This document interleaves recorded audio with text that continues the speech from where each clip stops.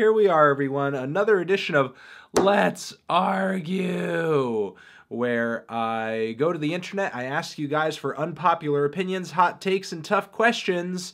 Let's go! Beyoncé isn't as big a feminist icon as the media says. Most of her songs don't pass the Bechdel test. I mean, I don't necessarily see the Bechdel test as being like a telltale sign of whether or not something is feminist, but I do think Beyoncé kind of uses the term to advance her own image as an artist and make her music seem more powerful or significant than it actually is, when really at the end of the day, you're writing pop tunes. They're really good pop tunes, and in regards to her last album, quite conceptual, but maybe another fold to this, modern feminism could be kind of a Rorschach test, because feminism most likely means a lot of different things to a lot of different people, and maybe that's what feminism should be at the end of the day. Women sort of doing things on their own terms and being allowed to do so, whether or not those terms fail the Bechdel test or don't fail it. Psychedelic music has an extra element that can only be understood if you're under the influence of one of these compounds. Not saying it can't be enjoyed, just that the fundamental structure of the brain is altered and that you get a different perspective even with art. I would only really disagree with this in the way that you phrased it, because here's the thing. In a psychedelic piece of music, you can hear every sound and every instrument in that piece of music while sober. Unless you're really not paying attention or you're not really used to listening to a composition or a mix that deeply, you're probably not going to hear anything high on that record that isn't really actually there. So really all that's being said here is that, hey, psychedelic music is going to sound different when you're high, because everything is perceived a little bit differently when you're high because you've altered your perception. Which, I mean, you could pretty much say that about a lot of music. Frank Sinatra probably sounds different when you're high. I think what's different about psychedelic music much of the time, though, is that a lot of the artists going into that genre are coming with the experience of drugs in their system and are using that as a compositional point of inspiration. So the artists in question are either trying to make something that feels like that experience or just something they think as somebody who has done drugs will enhance that experience. You always want rock albums to have some mean streak or edge, and if the album does not, you rate it unfavorably, often discrediting great work because you feel it's too clean. I don't think every rock album has to have an aggressive streak. I mean, there's a fair amount of slowcore and really mellow indie rock out there that I enjoy quite a bit, but I do think sterile and squeaky clean recording and production styles do suck a lot out of the experience of a rock record. Because, I mean, part of what makes a rock album so interesting is that you're listening to musicians play rock music together. If you're chopping, sequencing, assembling, and scrubbing your recordings of any organic qualities to the point where it's basically an electronic music composition but with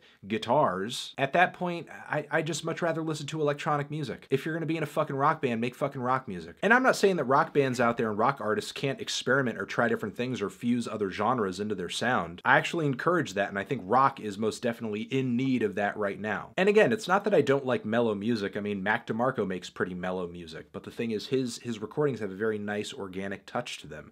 And then you have other artists who have infused elements of electronic music into rock. Look at Trent Reznor. So it can be done well, it can be done tastefully, but there's a certain point where bands are just trying to sound as plain and as bland and as consumer-friendly as possible, and honestly, that shit's just boring. Musical relativism is a myth. There is objectively good and bad music. Whether or not you enjoy the good or bad music is a different conversation.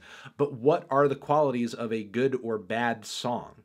Because you can take what most people would probably agree, or a lot of stuffy people would probably agree, is a fantastic song right now, an amazing song, and maybe take it back, like, let's say 40 or 50 years, and all those compositional elements may not necessarily appeal to that generation of people. Take a song like Power from My Beautiful Dark Twisted Fantasy. Great song, amazing production, interesting lyrics, fantastic performance. Take that, dial it back to the year, like, let's say 1940, you think anybody's gonna like that fucking track? If there were universal truths to good songwriting and good music, then we would all be listening to the same shit across the world. Sure, are there some base technical elements to music and songwriting that can be applied to most compositions across the planet Earth? Yes. And can it be objectively argued that some musicians are technically skilled while others less so? Again, absolutely yes, but even with these two shining examples of objectivity, you can't just add both of them up and say they equate to some kind of universal objective truth for songwriting. songwriting. Because sure, some compositions are less complex than others. Some lyrics are less deep or emotional or profound than others. Some production is more flat and bland and colorless than other productions. But does all of this necessarily equate to bad, this is bad music, this is automatically bad? No, definitely not. Sure, a composition with all of these things can be a bad composition, but really at the end of the day with music, with songwriting, you have to kind of take it on a case-by-case basis. There's no one-size-fits-all, tell-all sort of checkbox, and believe me, I've been doing this for years now and have heard thousands of albums and reviewed so many. There's really no set of criteria that I've been able to sort of hold myself to where I'm like, okay, I know it's a great album if I hear all of these things. There are certain talking points and themes that I come back to again and again to sort of illustrate to you guys what you're going to hear on a record, whether or not something sounds great or doesn't. But time and time again, there are certain things on certain records with certain artists that work. In other instances, with other records, with other artists, they don't work. There's nothing wrong with bands who don't experiment or change their sound, put out multiple albums that sound very similar to each other, etc., etc. I wouldn't necessarily say there's anything on the surface that is wrong with that, but it certainly makes it hard to be excited for every single new release when every single new release sounds pretty much the same. I'm looking at you, Interpol. But if you're a hardcore fan and that's the exact kind of thing that you want to hear, I mean, I think it's all relative at the end of the day and just kind of works in degrees. I mean, look at a band like Death Grips, for example. While I have acknowledged as a reviewer and as somebody who has loved a vast majority of their albums that there is quite a versatility across their catalog, each album has its own sound and angle and whatnot. But for a new listener with an outsider perspective, I can't really deny that Death Grips has a pretty idiosyncratic sound that, for the most part, hasn't changed too greatly across their discography. Building an entertaining catalog that not only brings in new fans with fresh ears, but also continues to entertain old ones who want to hear something a little bit different doesn't necessarily come down to changing your sound at its core, while you are certainly welcome to do that. I think the trick is more sticking to your sound or maintaining it, but finding different and new ways to kind of work it into another context or build upon it somehow, find different ways to enhance and improve it. G-Eazy is overhated. I love that term. That is a good new term. He isn't anything revolutionary and he has moments of corniness, but as a whole, he makes inoffensive, well-produced music and has shown several flashes of storytelling and introspective lyrics. I mean, yeah, I can't really disagree with this all that much. I find G-Eazy's music kind of corny, and whenever he's doing a feature, I can't really stand it when he says, "Gerald!" But here's the thing. His music is incredibly average, and yet he has had an incredibly successful career. I think it would be one thing if he were obscure and made average music. I think most people would not really bat an eye at that. But because he's so successful and his music is so, I think that incites a lot of anger, probably incites a lot of jealousy. So you're going to have people continually going at him for kind of falling under their expectations for him, given his status and popularity in the music industry. Your review of Instant Gratification by Dance Gavin Dance spawned a legion of bands to try to be the next good Dance Gavin Dance, and now Swancore, named after Dance Gavin Dance's guitarist Will Swan, is a worse trend than SoundCloud rap. Thanks, Fandingus. Well, let me try to alleviate that problem right now. Hey, stop trying to sound like Dance Gavin Dance, you idiot. Let Dance Gavin Dance sound like Dance Gavin Dance, and you just go sound like whatever you naturally sound like. Stop trying to sound like Dance Gavin Dance, okay? Leave them alone. Let them be. Young people are not concerned about the long exposure to loud sounds and damages being done to the ear. Absolutely yes, please. Can you please start thinking about this, please, for the love of God? I got an email the other day from a 16-year-old kid who is fucking miserable because now he has ringing, or rather he told me it wasn't ringing. He had whooshing in his ears. It wasn't a ringing sound. It can be a whooshing sound. And so he has kind of this noisy, static, windy, sort of blowing sound in his ears at a low level at all times. And he's like, oh, is my life over? Am I going to be able to enjoy music? And blah, blah, blah, blah, blah.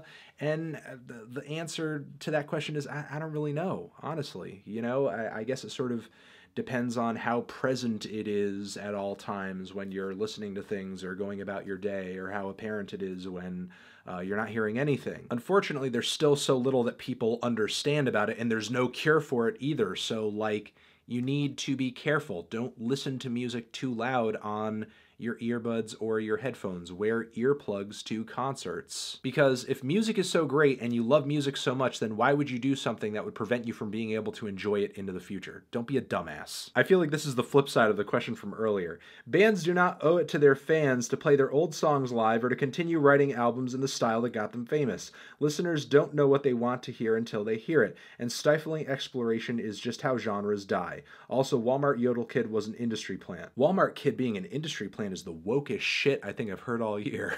In an artistic sense, no, absolutely not. Bands do not owe it to their fans to sound like a certain thing or have a certain style or adhere to a certain sound or anything. But I feel like if you are going to be a commercially successful artist, you do have to at least kind of keep these things in mind. Like, if you make old school, hardcore, super lyrical, miracle, 90s style boom bap hip hop and you get famous doing that, and you wake up one day and you just all of a sudden want to start making new age music and drone, I mean, you don't owe it to anybody to sound like anything you don't want to, but you got to expect that there's going to be a change in enthusiasm there. Because that's also the thing. While bands do not owe it to their fans to sound like a certain thing on their next album, fans don't owe it to bands to buy every single fucking record they put out. So nobody owes anybody anything. Ah! It's easier to make experimental music than it is to make a mainstream hit song. With experimental music, there's much more creative freedom. A mainstream hit takes specific formulating to actually become a hit. There are some exceptions, but this is almost always the case. Yes, in the mainstream, there are anomalies and exceptions where all of a sudden a song just kind of blows up out of nowhere that sounds nothing stylistically like anything out there currently. But generally, yes, writing music for pop fans does take a certain type of formula, does take a certain kind of ear and production style. So for people to write off entirely pop music or more mainstream forms of music as just being easy and dumb and simple, there's actually quite a bit more to it than you might think. I mean, technically, yes, with experimental music, there are less expectations because all you have to do is literally experiment. Anything you are experimenting with or you just have a lack of expectations for, you're kind of bordering on experimental. But truly one of the marks of interesting and experimental, truly experimental music is that you're coming up with an idea that's new, that's fresh, that's different, that's cutting edge, something that people haven't even conceived before. Not just, I don't know, kind of diddling on your Casio keyboard randomly and just praying a great song or composition comes out of it. So even though while for experimental music the parameters might seem less clear, I would say the expectations can be pretty high as well. While for pop music, sure, while there are equations, at least a lot of them are preset and pretty clear from the get-go, so you kind of know the blueprint to follow. And are the expectations as high? I mean, look at the new Taylor Swift album. It did pretty well despite the fact that a great deal of the album is trash. And that's it, everyone. This has been another episode of Let's Argue. Thank you for watching. I hope all of you are doing well. Over here next to my head is another video in the Let's Argue series. Hit that up or the link to subscribe to the channel. Hit the bell as well. And I will see y'all in the next one. Anthony Fantano, Let's Argue forever.